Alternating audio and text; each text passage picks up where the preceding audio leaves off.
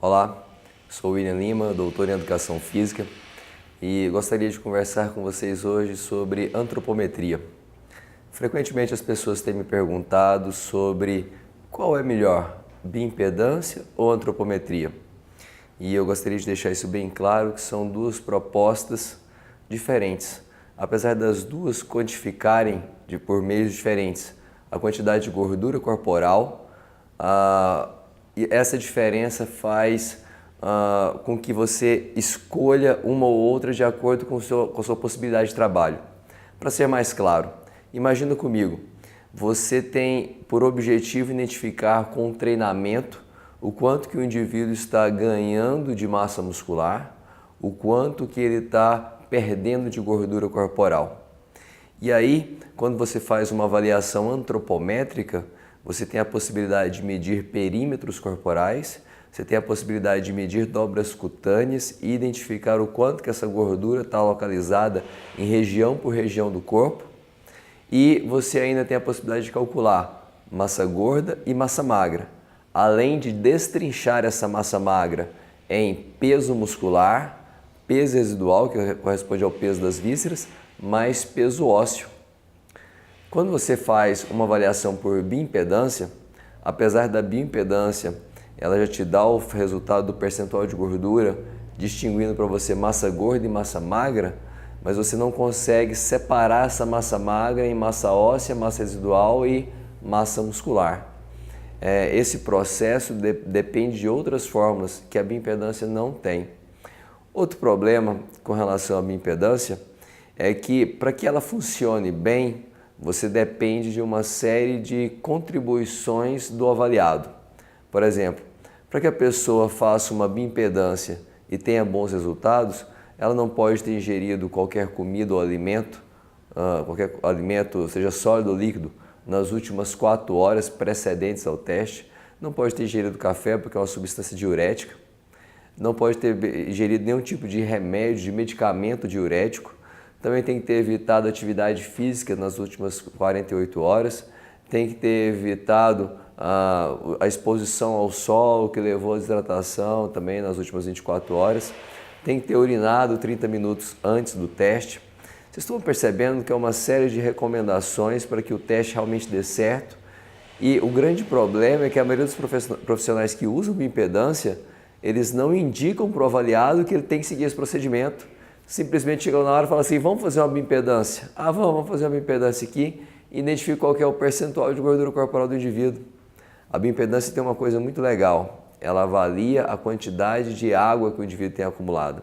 Não é água subcutânea, não é a água que está circulando na sua corrente sanguínea. É a água realmente que você tem, que compõe o seu estado de hidratação, é a água que está armazenada no seu músculo.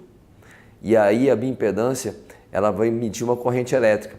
Como a gente já sabe, a corrente elétrica ela vai ser conduzida por íons.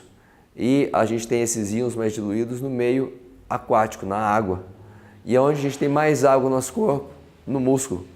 Beleza, então quando você solta uma corrente elétrica, ela vai ter um emissor e um receptor em outra extremidade. Aquela corrente elétrica vai ser emitida e a velocidade que ela vai demorar para percorrer o corpo vai determinar o quanto que o indivíduo tem maior afinidade para que aquela corrente elétrica percorra mais rápido. Então o que seria uma dificuldade para a corrente elétrica percorrer o corpo? Seria um maior acúmulo de gordura.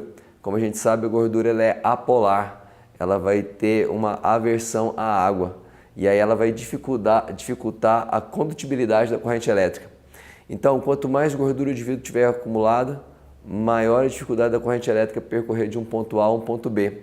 E aí, por essa pequena demora a mais, estima-se que o indivíduo tem mais gordura corporal acumulada. Mas, olha só, se o indivíduo foi mal hidratado no dia anterior, o teste vai tender a subestimar a massa muscular dele, porque ele só consegue medir água, ele não consegue medir músculo realmente. Outro problema é se a mulher está no ciclo menstrual, onde que ela tem um acúmulo de líquido. Essa hiperidratação no período menstrual vai levar a um falso positivo, vai parecer que a pessoa tem muita massa muscular e ela não tem realmente. Um outro problema também dentro da bioimpedância é que quando a pessoa, ela, além de seguir os padrões, as diretrizes recomendadas, você não sabe exatamente qual que é a fórmula que está sendo usada. Principalmente essas pessoas que importam os aparelhos de bioimpedância, e aí nem estão preocupados em saber qual que é a fórmula que está sendo usada para calcular a composição corporal. E nós temos fórmulas validadas para brasileiros e fórmulas são validadas para americanos, para alemães, para russos. E aí você tem que saber exatamente qual a fórmula que está lá, mas você não sabe, a maioria dos aparelhos não vem indicando. E aí a pessoa simplesmente fica à mercê de usar o que está lá. Ela nem se preocupa de pegar a reactância que está sendo dada e calcular em outra fórmula. Então, acaba sendo um processo que você se perde. É muito serviço, um serviço fácil, porque não exige grande técnica, mas que você não tem certeza do quanto é real. E o principal problema de todos da bioimpedância, que eu considero, é o alto custo do equipamento. Um equipamento, você vai comprar uma balança de bioimpedância, custa 350, 400 reais, mas é muito ruim. Ela só mede, só passa corrente elétrica na parte inferior do corpo. Aquele aparelho que você usa aqui nas suas mãos, ele só mede a corrente elétrica na parte superior do corpo. Quando você usa um tetrapolar barato vai custar 19 mil reais.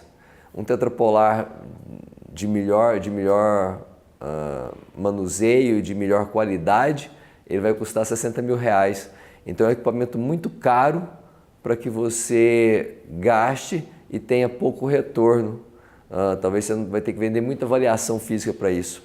Enquanto quando você faz a antropometria, além de você ter mais pequenos dados para mostrar para a pessoa onde tem mais gordura acumulada, o quanto está reduzindo a sua circunferência, o quanto está reduzindo cada dobra cutânea, o quanto que está mudando aonde cada gordura está sendo alojada, você ainda tem um custo muito menor, tanto do equipamento quanto do software.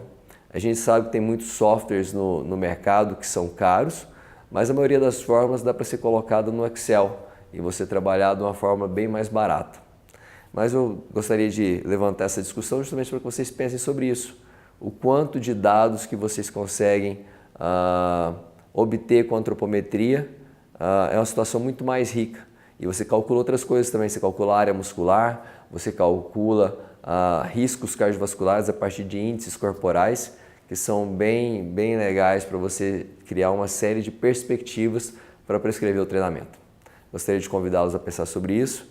Se você gostou desse vídeo, compartilhe, curta. Um forte abraço e até mais.